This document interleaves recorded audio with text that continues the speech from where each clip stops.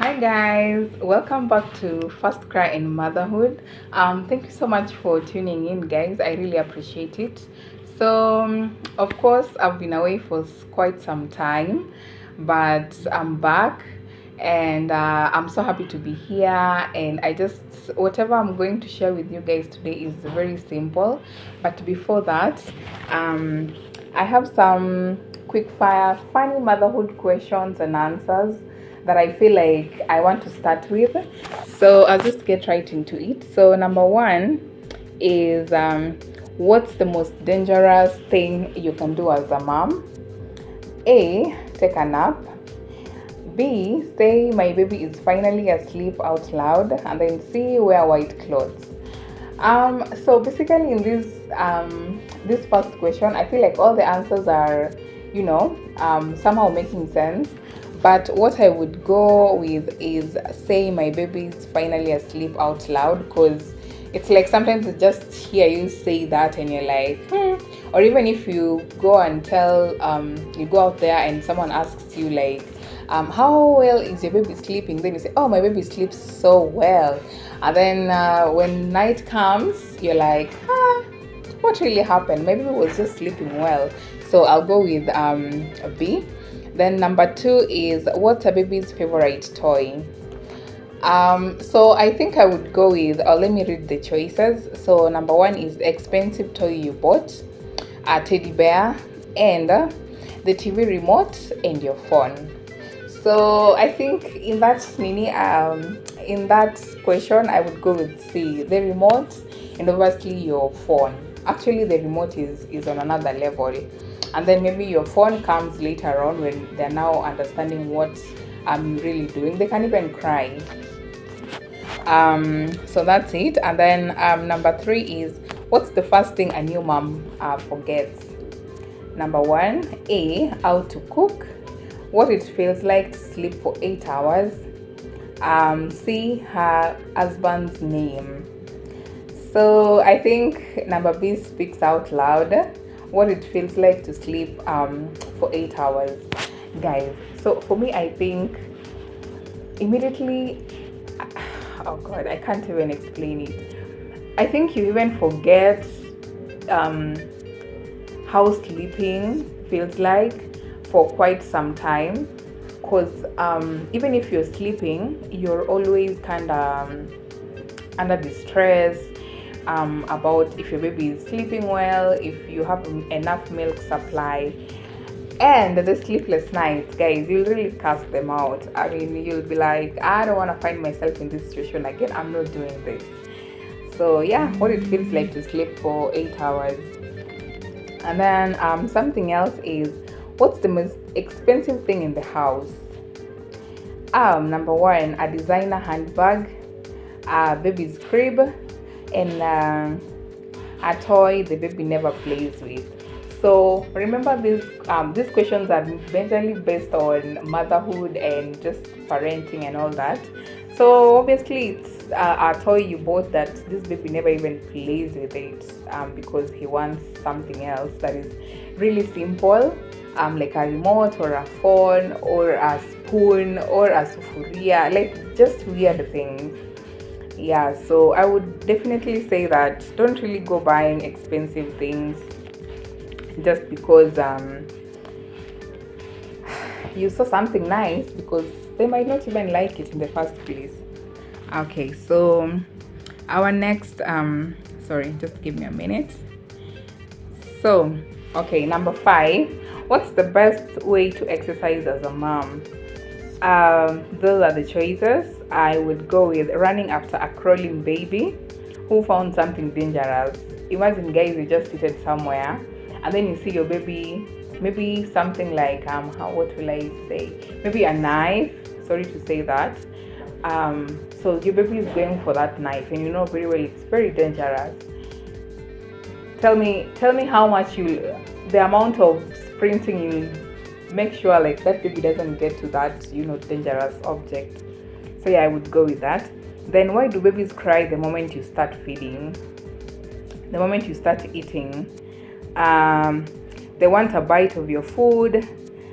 I think I would go with B. They have a built-in mom is about to enjoy herself sensor, because when you feed them, when you're not eating, they really disturb. But when you're eating, apparently they will even eat your food.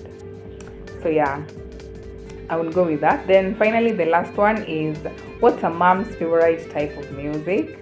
Lullabies, white noise, Afrobeats. So I think in this case, lullabies and white noise really, um, I think I would go with white noise, because white noise really helps the baby to sleep, especially when they are in that newborn stage. Yeah. So guys, that was it for our quick fire question and answer for motherhood. I told you this channel is majorly about motherhood, anything baby, or sometimes I might divert, but it's always geared towards motherhood and just anything in between. So guys, on our today's episode, I'm currently having my, remember we are still breastfeeding guys, and I'm so happy that I managed to get to 6 months exclusive. Well, I think I should even graduate. I don't know guys, it's really a lot of sacrifice, but yeah, we are here and I'm having my hot chocolate.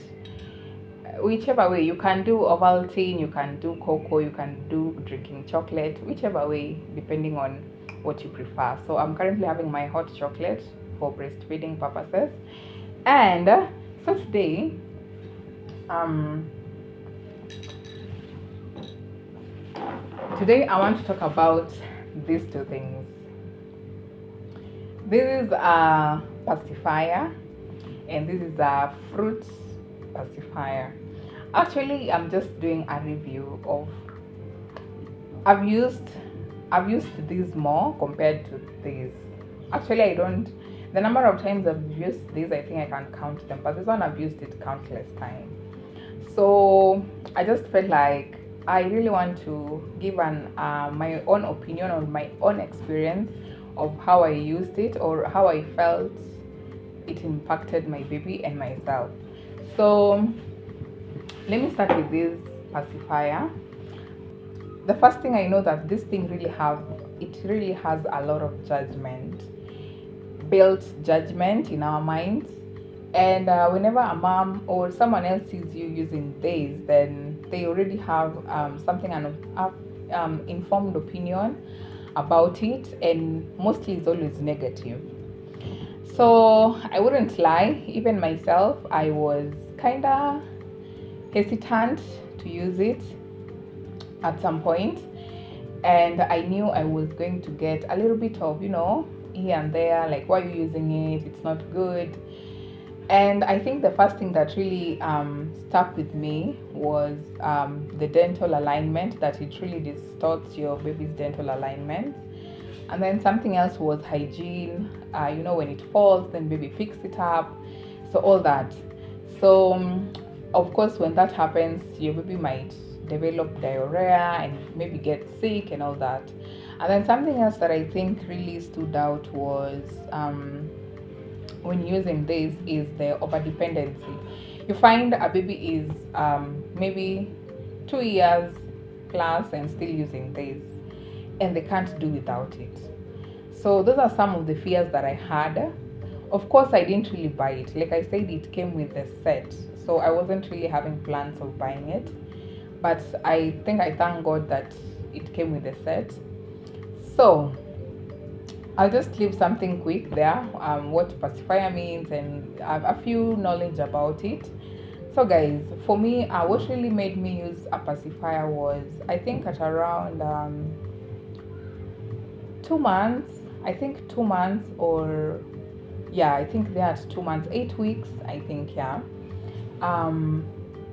Of course, I was doing exclusive breastfeeding and all that, and you're juggling newborn and things are just so new, and your nipples, you just suffer. I don't know guys, you're just suffering from the nipple crack, the nipple pain, everything is just aching, your body is just aching, but you just keep moving.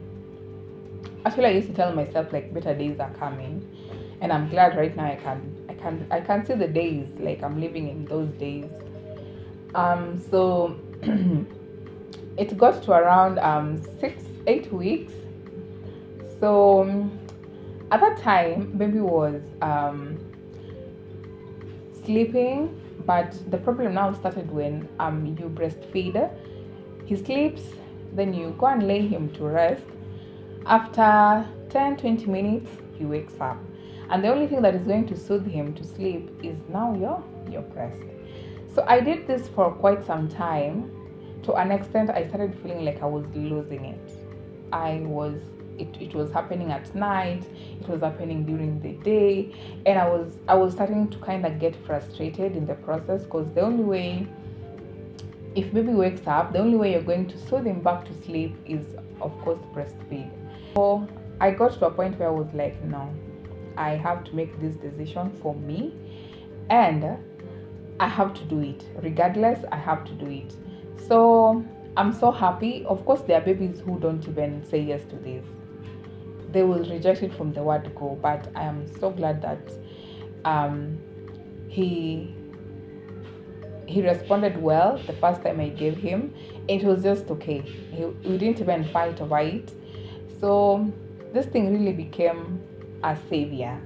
Because after I've made sure like his breastfed is okay, he wants to sleep, I would breastfeed him and then put him to sleep. So when he's about to wake up, then I would put this, and then he will just go back to sleep. So when he has fallen asleep, that I'm quite sure that he has fallen asleep, then I would remove it. Or even him himself, sometimes I would find him removing it. So it went like that for quite some time, but I started now graduating to only give when necessary. At around 4 5 months, I think I had fully graduated to like him not using the pacifier totally, because I was like, remember I still had my fears of dental misalignment and all that. I think for me, it really did a purpose. It really helped, because I even remember I used to have opinions when I used to take him to clinic. Nurses telling me like, why are you giving him that? It's going to interfere with, I don't know. It's going to have some. I can't remember the word, but it was I think some blisters up here, and I was a bit shaken, but I was like, let's do this. I'm the only one who knows how this thing is really helping me. So for my baby, I'm really glad that he didn't over depend on this, and I was intentional enough to um, do away with it when the right time came. And currently, we're not even using it. It's like it's now a forgotten thing. Another one is this. This is a fruit pacifier. For those who have not seen it, you just open here. You open here, then you put the fruit inside here, and then of course you close it. And when the baby is sucking, he will suck from here, and then of course the juice comes out. But for me, I don't think I used it even for once, because currently what I'm really giving my baby as a fruit is avocado. I'm really not quick to give him the bananas, the mangoes, the sometimes watermelon. So I can't really give my honest opinion on whether it's good or whether it's bad. So if it has worked for you, you can let me know in the comment section, or or even this, if it has really given you a bad impression or bad experience, you can as well share with us in the comment section, for moms who are trying to use this, or who have that informed opinion of this thing is so bad. Yeah guys, so that was it. I think I am done for today's episode.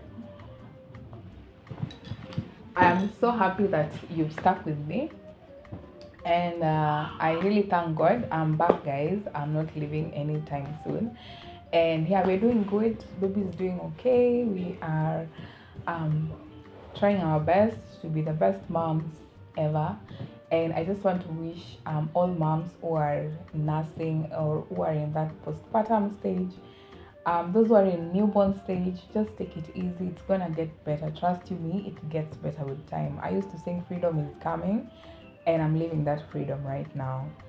So I'm so happy, and I'm just sending grace and love and hugs to those moms who are really struggling right now. You're the best mom you can ever be.